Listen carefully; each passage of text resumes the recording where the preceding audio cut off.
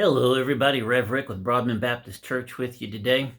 And it is August 25th of 2020. We're just whipping through this year. It is a beautiful day in the Lord, and what a awesome time it is to be a Christian with everything going on in this nation and all the opportunities we have to show the love of Christ. It is amazing. But with all the stuff that is going on, all the divisions and social upheaval and unrest that we see, we can have a serious time where our biblical faith might get covered up some by the realities of the darkness of what's out there. So I wanted to talk to you today about the reality of biblical faith and what we can do to use it, particularly in times of upheaval that we have right now. You know, biblical faith will never call you to deceive yourself into thinking that things are better than they are. Biblical faith is shockingly honest and hopeful at the same time.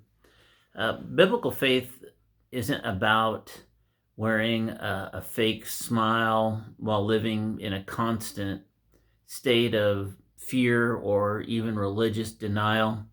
It's not about covering the stark and dark realities of a fallen world by using overused biblical sayings. It's not even about praying with religious language because that somehow makes you feel more spiritual and safe. It's not about priding yourself on your ability to keep God's rules or thinking that you're somehow better off because you're on pace to read the Bible yet again in a year.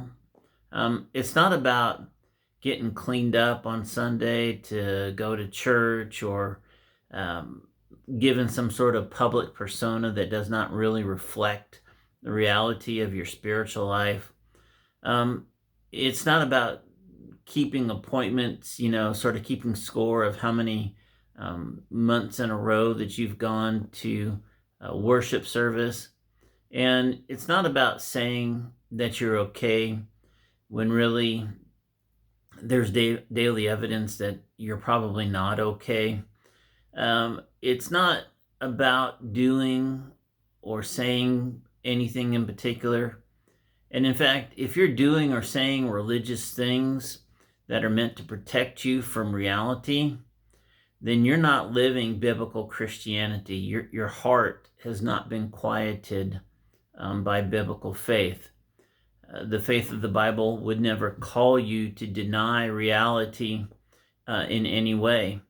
It's just the opposite. The faith of the Bible is so in awe of the grandeur and the glory of God that it is able to look at the darkest of realities in life and not be afraid because God is there with you.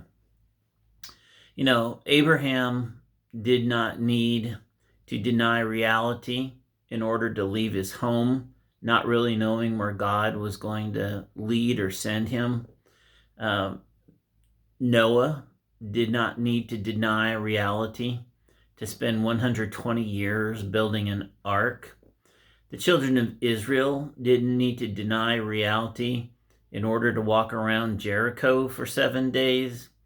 David did not need to deny reality to go into battle against Goliath. Shadrach, Meshach, and Abednego didn't need to deny reality to walk into a white-hot furnace.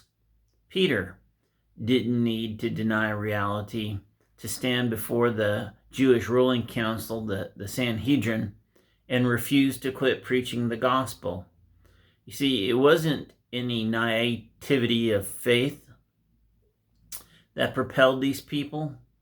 It was the clarity of biblical faith that caused them to do what they do. It is only when you look at this dark world that we're in through the lens of the extensive power, authority, wisdom, faithfulness, love, and grace of the King of Kings and Lord of Lords, that you can see reality with clarity. You can never, ever assess and understand what you're facing in any particular situation if you omit the facts, which would be the biblical reality, the existence of God in any given situation. In fact, the writer of Hebrews defines faith, and I'll read it to you. And without faith, it is impossible to please him, for whoever would draw near to God must believe that he exists and that he rewards those who seek him. That's from Hebrews 11:6. So the question then is, where is your biblical faith? Are you hiding your biblical faith? Are you using selected passages and sections to deflect the realities of what's going on? Are you using your biblical faith, the reality of biblical faith, to get through life? Is it your starting point? Is it your orientation?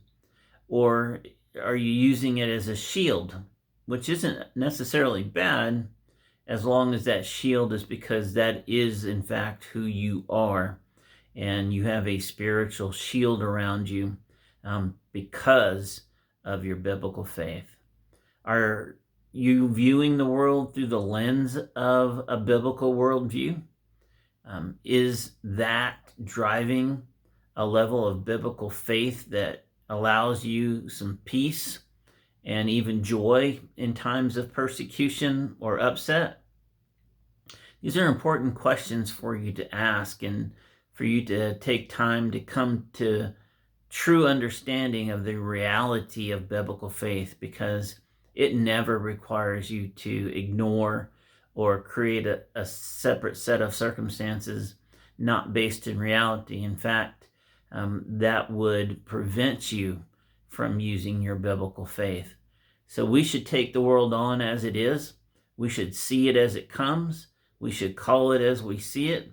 And then we should use the awesome power of God to power our way through it, to accomplish the specific mission that God gave each of us in every situation.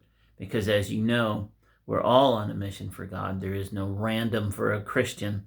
If there is an event, a person, or a situation that you're involved in, you're supposed to be there. And there is a purpose of God to be fulfilled there. And it's up to you to figure out what that is, and then summon up the courage through your biblical faith to do what he would want done, to enact the will of God and reflect the love of Jesus Christ through your presence. I hope this was good for you today. I hope it gives you something to think about. If you want to dig into just a little bit more encouragement on this, Daniel chapter 3, verses 8 through 30 would be a great place to go and kind of explore this a little bit more. For now, I love you. I can't wait to see you again. I hope you have a wonderful day in the Lord. Take care.